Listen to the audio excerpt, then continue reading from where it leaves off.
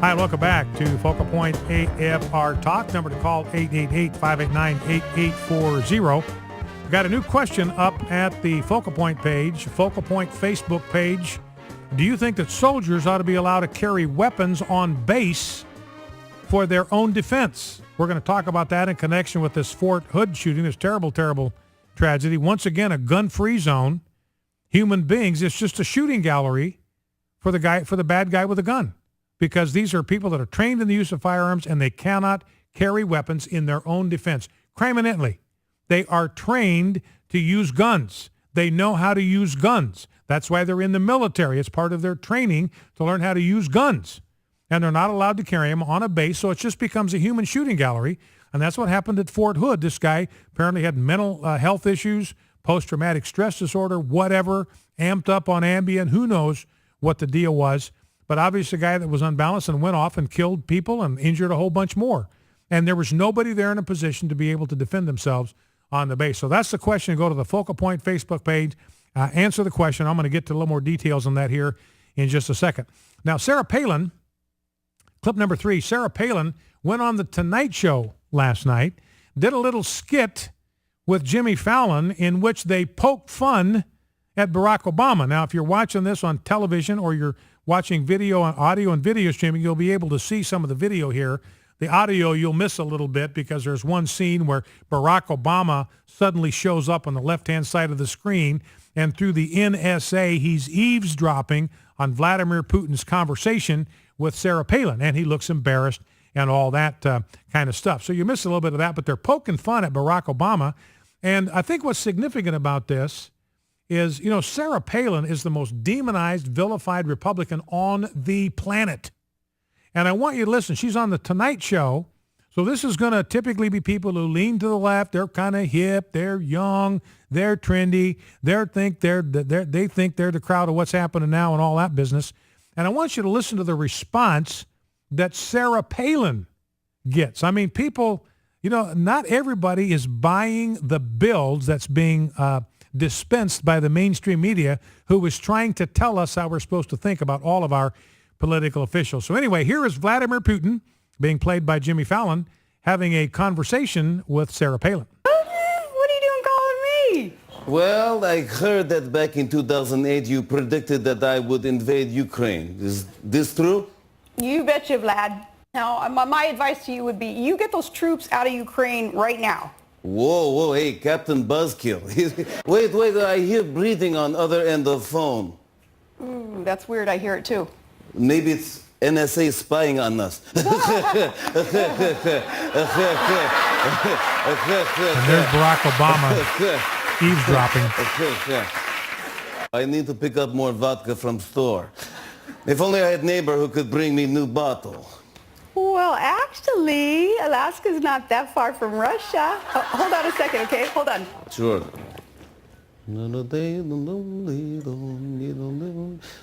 Oh, hey.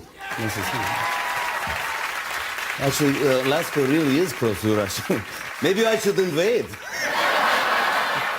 I wouldn't if I were you, Vlad. You may be able to take down a bear, but you're no match for a mama grizzly.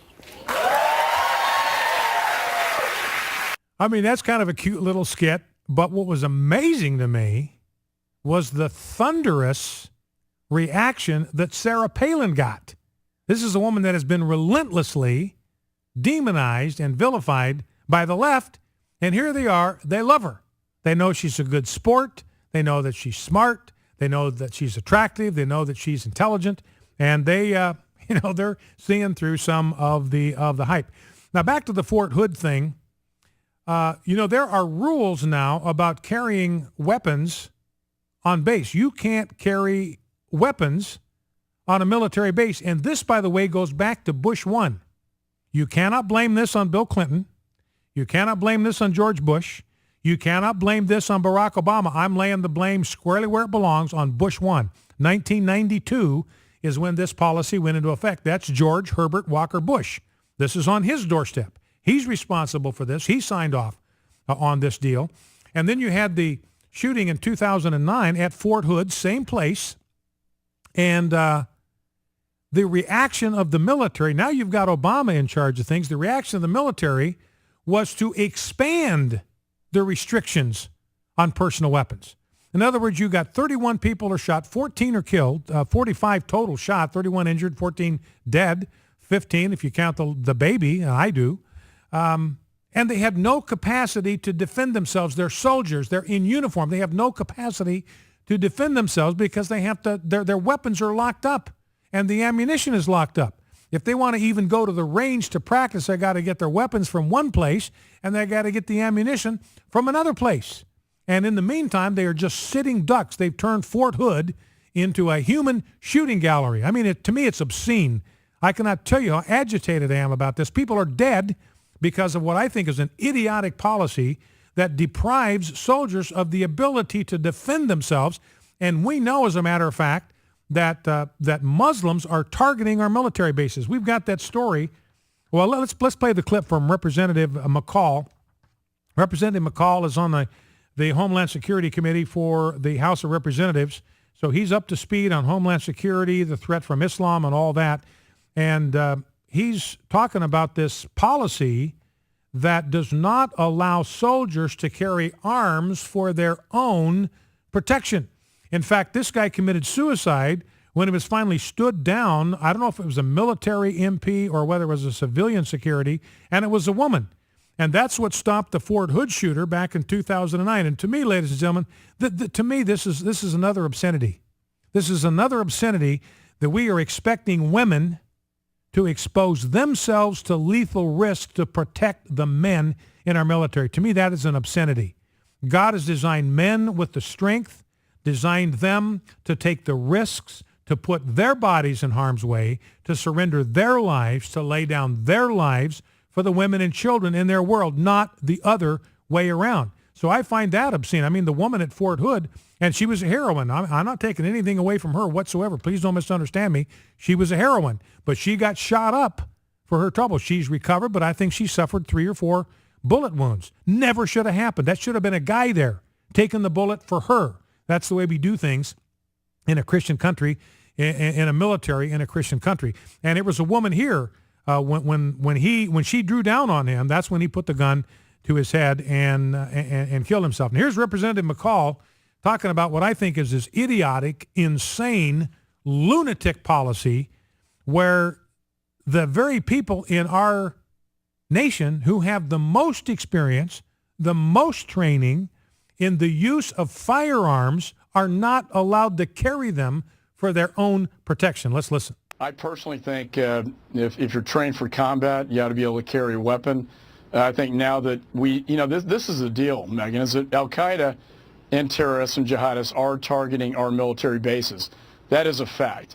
And if they are trained in warfare and they can carry weapons in warfare, it seems to me that there is some logic to allowing them to carry weapons on a military base where they can defend themselves. The problem here, and with Fort Hood, the prior Nidal Hasan case was that they couldn't defend themselves because they were not allowed to carry a weapon. So I think the policymakers, Congress, we need to revisit this procedure, this policy, to see if we should arm them so they can better protect themselves. Mm-hmm. So I believe Representative McCall is exactly right. And we'll go to the phones here, 888-589-8840.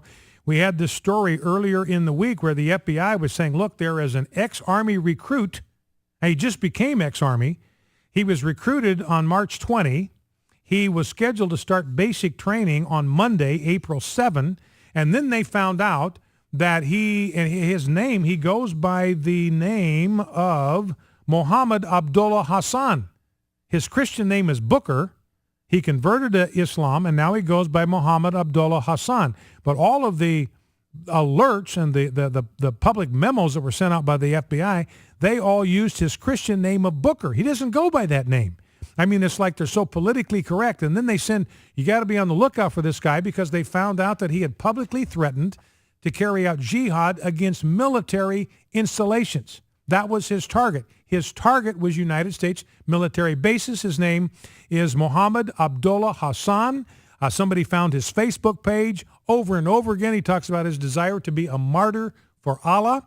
And here's the crazy thing. So they find this out, on March 20, and they discharge him. They have no idea where the guy is. Why in the world? I mean, it boggles the mind that they let this guy go. They had him. They had him. They knew he had lethal intentions against United States military bases. They had reason to believe that others wanted to join him in that, and they let the guy go. And now they're out there looking for him.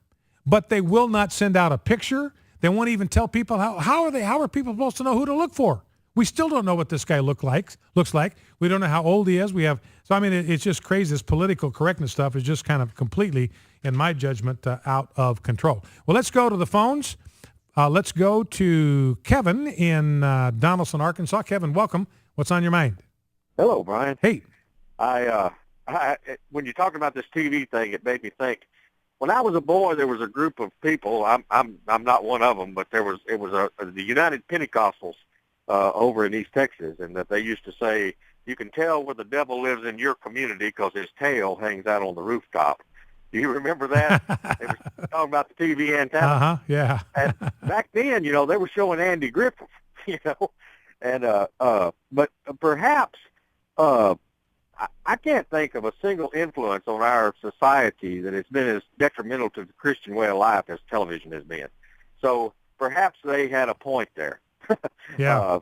I remember, when our kids were younger, there was only one sitcom that we watched as a family. They basically didn't watch any television. I mean, they were just too busy with extracurricular activities and rehearsals and athletic practices and all that to have much time. But we watched the sitcom Home Improvement that Tim Allen won. And we thought that was pretty fine. It was non-objectionable. You got an intact family and all that kind of stuff. And we were fine with that. I think they also watched Malcolm in the Middle. The father in that one was kind of a doofus, but it was, for the most part, pretty harmless.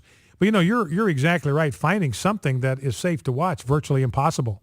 Well, I've cut my TV down to almost nothing. But when my kids were teenagers, we got back from church one Sunday night, and they turned on the TV immediately, of course. And Roseanne Barr, back her show was on. And I was in the other room getting my tie off, doing all the things you do after church. And I'm listening to the dialogue of this Roseanne Barr show, and I'm just saying, and I tell my wife, I says, we take these kids to church, then they come home and they spend 40 hours watching TV. Yeah, and it sneaks right into your living room. All right, listen, I appreciate the call, Kevin, very, very much. Focal Point AFR Talk. We'll be right back. Stay with us.